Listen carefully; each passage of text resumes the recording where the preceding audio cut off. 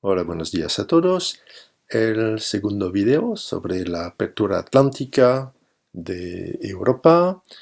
En la tercera parte, la primera globalización, ya hemos hablado del intercambio colombino, entonces flujos de humanos, de animales, de vegetales y también de enfermedades.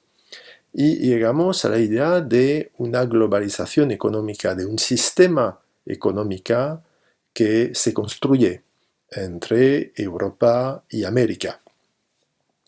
Y vamos a ver más precisamente un elemento clave de este comercio. Se trata del comercio triangular.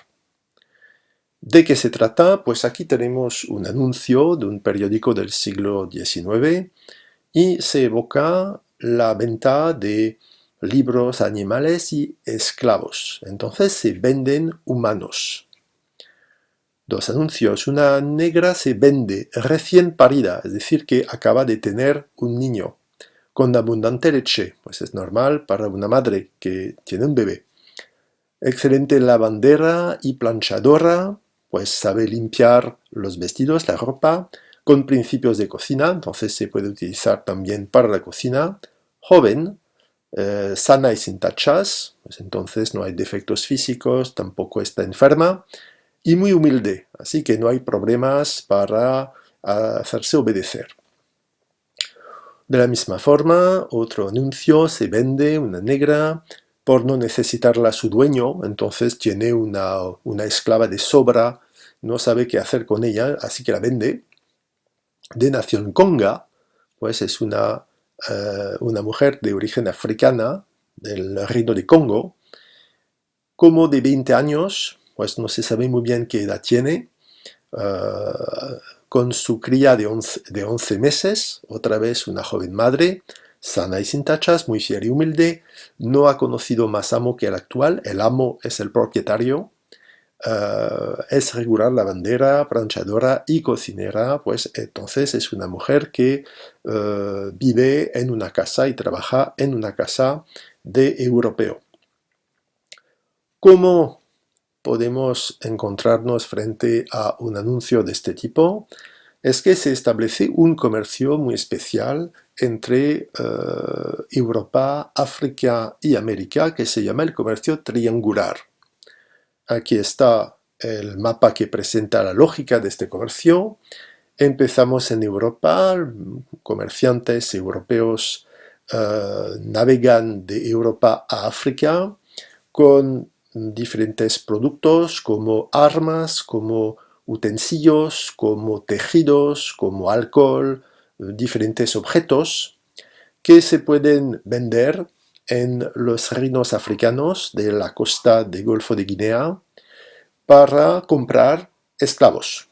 En los primeros años los portugueses, sobre todo, capturan esclavos, pero rápidamente se establece un intercambio con los reinos africanos que venden en la costa a los europeos los esclavos.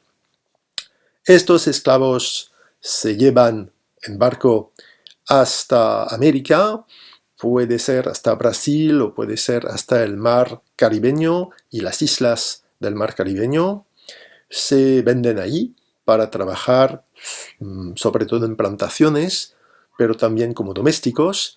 Y en estas plantaciones de América se producen productos agrícolas exóticos como la caña de azúcar, como el tabaco, más tarde como el algodón.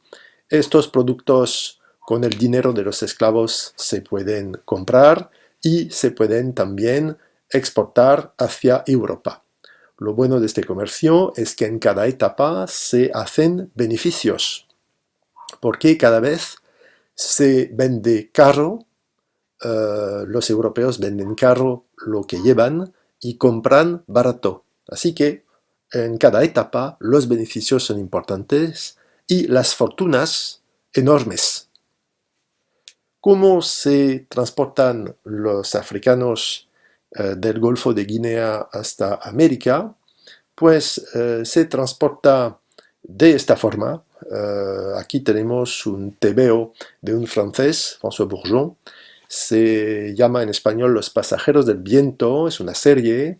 En el volumen 5, que se llama Mercado de esclavos, tenemos esta imagen, esta viñeta, que muestra en qué condición viajan los africanos. Se nota que se almacenan un poco como en una estantería, como se almacenan libros en una estantería, y que están durante la mayoría del viaje en la bodega del buque, del barco. Esta imagen no es el resultado de la imaginación del dibujante.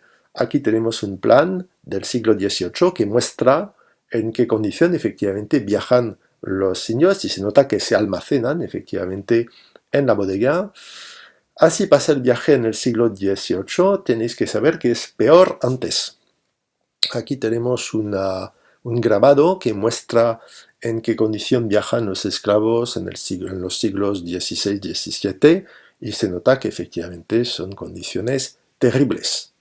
Para que tengáis una idea de cómo pasan las cosas, vamos a ver un fragmento de una miniserie que tuvo mucho éxito en Estados Unidos y en el resto del mundo, que en español se llama Raíces, Racine, Roots en inglés.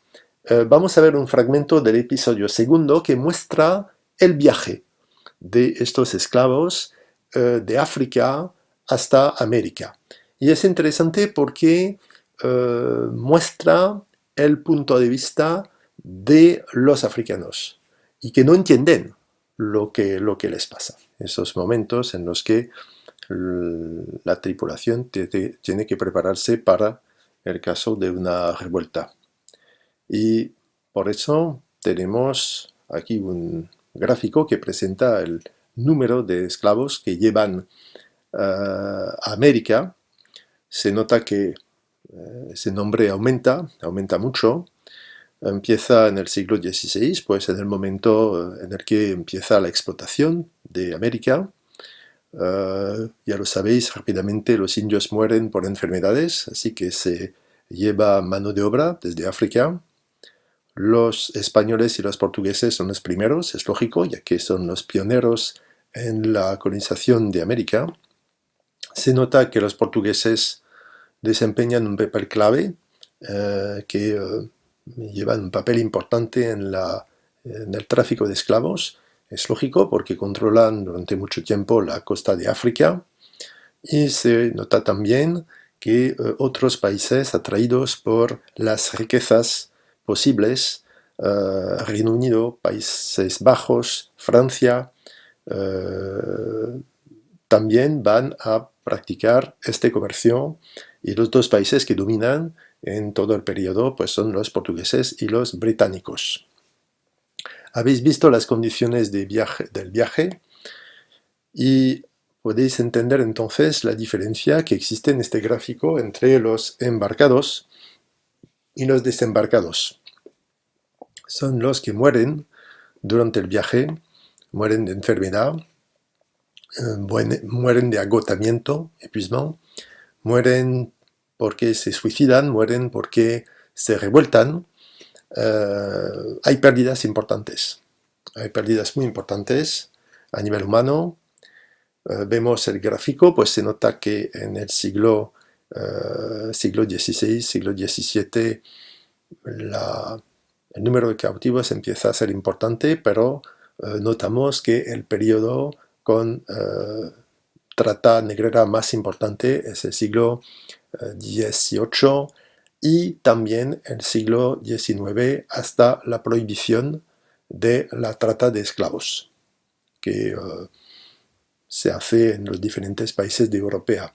En Francia la esclavitud se prohíbe en 1848.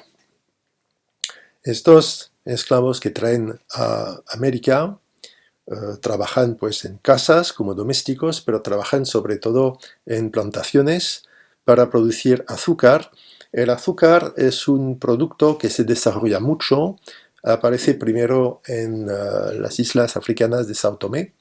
Los portugueses cultivan la caña de azúcar y lo van también a cultivar en América porque el clima lo permite y es una producción muy, muy rentable.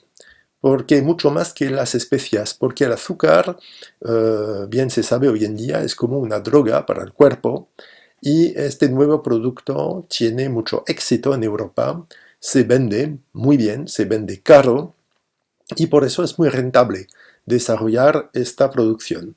Se utiliza la mano de obra esclava para ganar más dinero y porque es un trabajo muy duro. En este grabado de Théodore Brie vemos las etapas de la producción. En la derecha, arriba, vemos que cortan la caña de azúcar, la llevan hasta el molino para moler la caña, después van a extraer de la caña el jugo y entonces pueden producir azúcar. Lo vemos aquí en un grabado, lo vemos también en estas viñetas del TVO de François Bourgeon, donde evoca pues, las máquinas que permiten extraer el jugo de la caña. Se nota también cómo se castigan a los que quieren revoltarse, a los que roban el producto y a los que quieren escaparse. El producto es esto, el pan de azúcar. Se utiliza un molde de tierra cocida para producir el pan que tiene esta forma y todavía hoy en día en algunos países se puede encontrar pan de azúcar. Es un producto que sigue existiendo y bajo esta forma pues se puede llevar hasta Europa. En un comercio entonces muy importante, el comercio del azúcar vinculado con el comercio de los esclavos. Con este comercio que se establece con América, pues la economía europea se encuentra completamente trastornada. Trastornar significa bouleverser. Es un cambio muy importante porque aquí tenemos un grabado de la época de algo que se llama el Cerro de Potosí. El Cerro de Potosí es una montaña que se encuentra en Bolivia, aquí la tenemos en fotografía, y se trata también de una mina muy importante de plata, que todavía hoy explotan.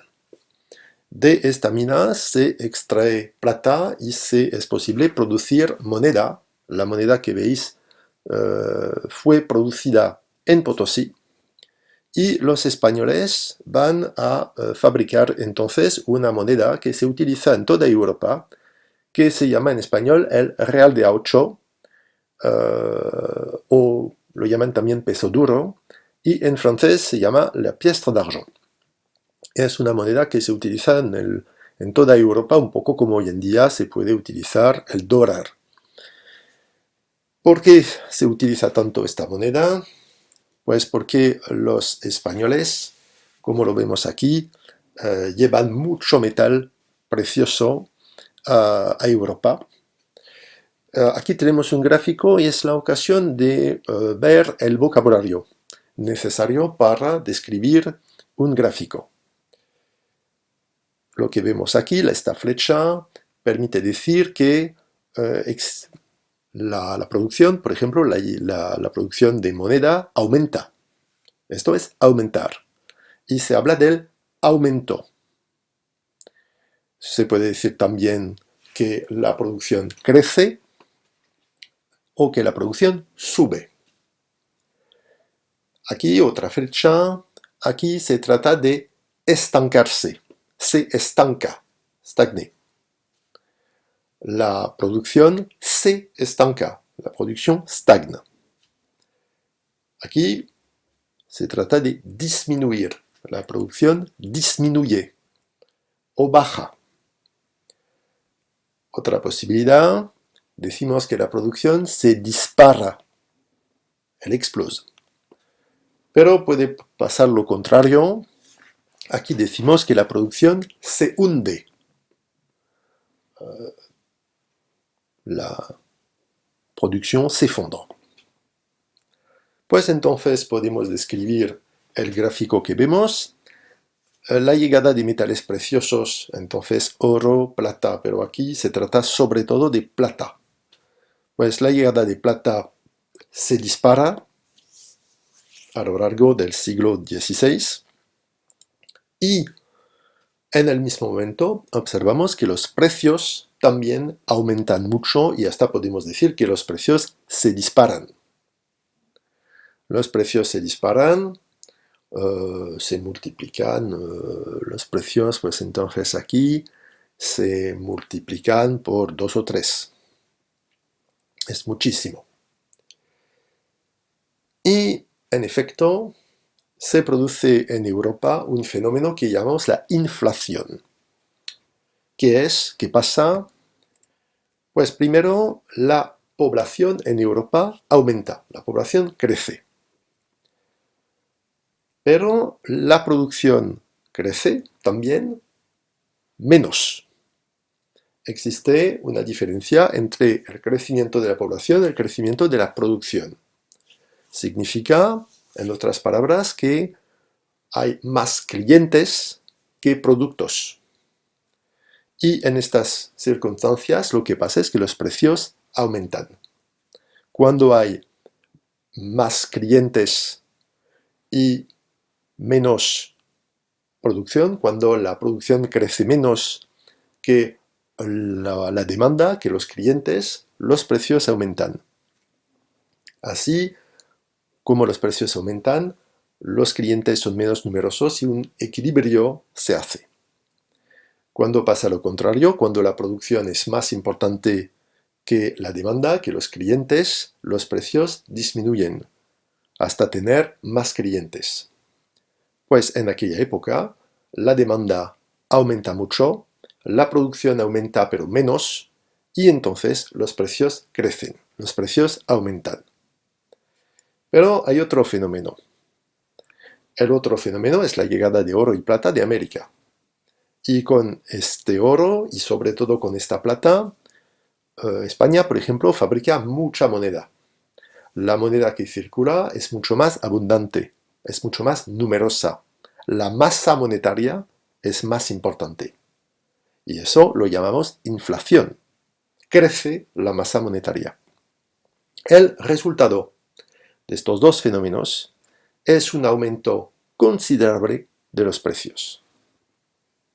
Es un aumento considerable de los precios y el fenómeno que pasa en aquella época lo llamamos la revolución de los precios.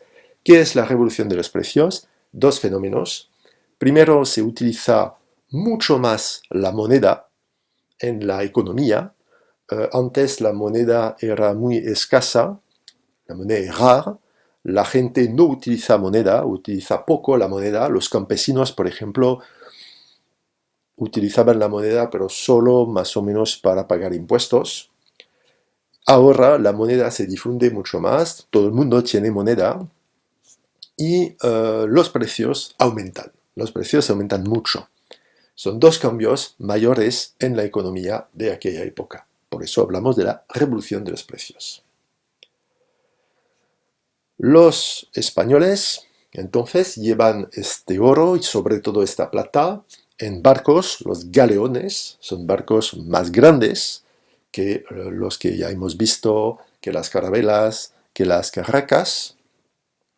Son barcos que no se desplazan, son barcos que pueden llevar mucha mercancía, son barcos con cañones armados, que además se desplazan juntos, no se desplazan solos, porque existe un peligro permanente en aquella época, es la amenaza de los piratas.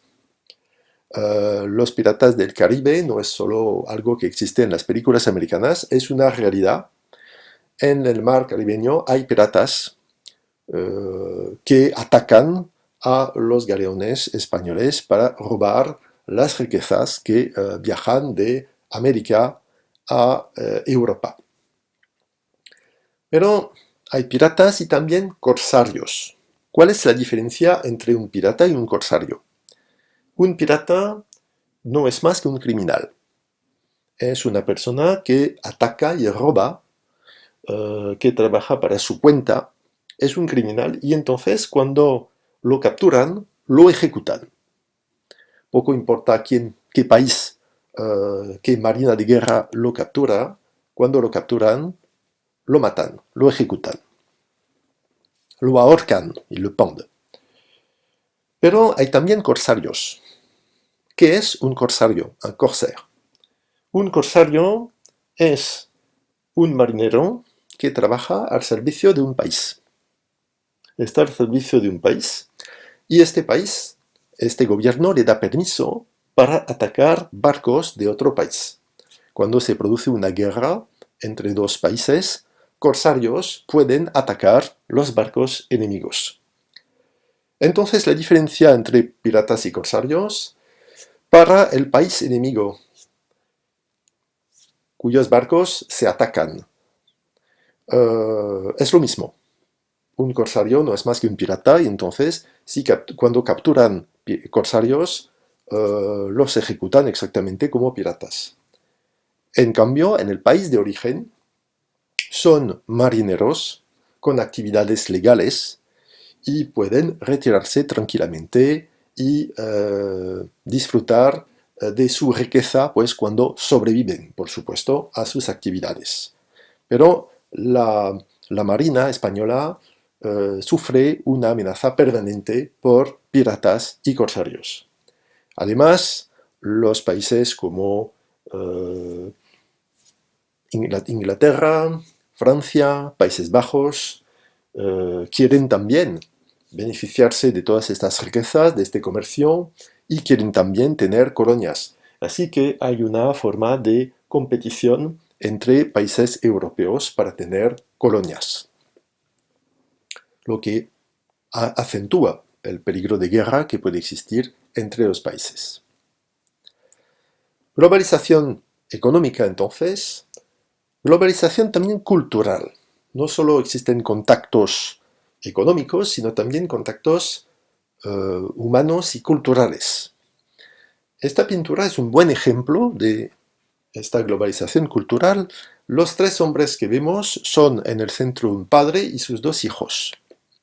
Son africanos, son negros africanos, pero son negros africanos que se escaparon, que huyeron en el bosque, en la montaña, en América, y logran volverse caciques, es decir, jefes de un pueblo indio, y entonces tenemos aquí tres hombres negros, con piel negra, con joyas en la cara, que son joyas de oro, joyas indias, con lanzas, que son armas, bueno, indias o europeas, o africanas, eso no importa, y llevan vestidos europeos. ¿Por qué? Porque son súbditos, son des sujets, del rey de España, del rey aquí Felipe III, y tenemos entonces con esta mezcla un buen ejemplo de la globalización cultural y del mestizaje que produce esta globalización, estos contactos. Primer punto, efectivamente, tenemos mestizajes que se producen. Mestizajes humanos, mestizajes culturales, mestizajes biológicos, mestizajes culturales. Lo que ilustran estos dibujos, sobre todo el de la izquierda, que es impresionante, que ilustra una verdadera clasificación de los mestizos. No es una broma. El dibujante parece inventar esta clasificación, pero no es el caso. Los españoles efectivamente tienen una clasificación compleja de los mestizos. Hay mestizaje y tenéis que saber que existe una jerarquía entre las diferentes categorías de la población. Se aparece una sociedad más compleja, con una población más diversa, y existe una jerarquía. No son todos iguales. Concretamente, en lo más alto de la jerarquía tenemos los europeos. los que vienen de Europa y que van a dominar el gobierno de las colonias, que van también a controlar más o menos la economía. Después llegan sus descendientes, los criollos. Cuidado, los criollos no son mestizos. Los criollos son descendientes de pura cepa de los europeos. Se respeta a los criollos, pero un poco menos que los europeos. Y ellos también dominan la economía local. Después tenemos los mestizos, que llegan segundo o tercero. Después, los indios, pues los indígenas, y por fin, cuando están presentes en el territorio, porque no están presentes en todo el territorio de América, los esclavos africanos. Los mestizos son una categoría presente y es una categoría clasificada de una manera impresionante con nombres. Cada situación tiene su propio nombre. Lo vemos aquí en esta pintura de la época.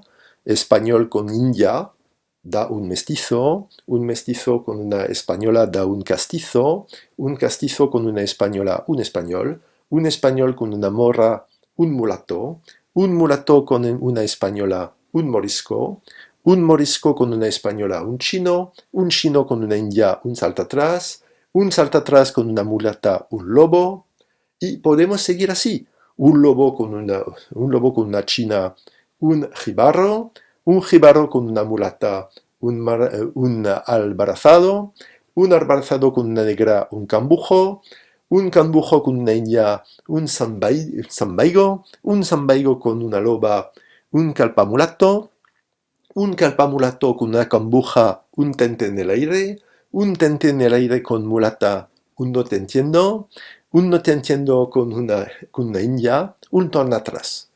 Es una clasificación impresionante y muestra que efectivamente tenemos una desigualdad, tenemos una jerarquía según la pureza de la sangre. Es la expresión que utilizan los españoles. Entonces tenemos un mestizaje biológico que existe, pero tenemos también un mestizaje cultural, porque claro, los europeos imponen su idioma, su religión, sus leyes, pero se producen, sin embargo, mezclas. Se producen mezclas, sobreviven tradiciones indias, religiones africanas, se mezclan tradiciones indias, religiones africanas con la religión cristiana y europea. Algunos ejemplos, tenemos así la santería en Cuba, que es un culto que mezcla aspectos cristianos. Se ve aquí, tenemos pequeñas estatuas de santos, pero tenemos también una máscara africana, tenemos ofrendas, una botella de alcohol con una fruta que se ofrece entonces a la divinidad de la santería.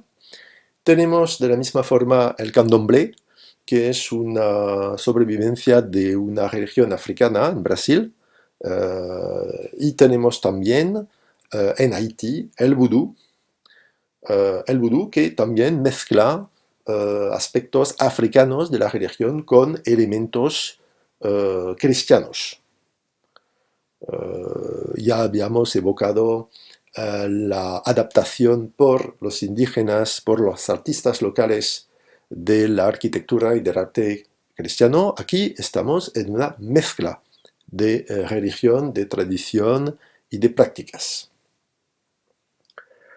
A pesar de la presencia de los españoles, del dominio de la cultura y de la religión de los españoles. Precisamente en este contexto de dominación española, ¿tienen derechos los indios? Es lo que veremos en el video que viene.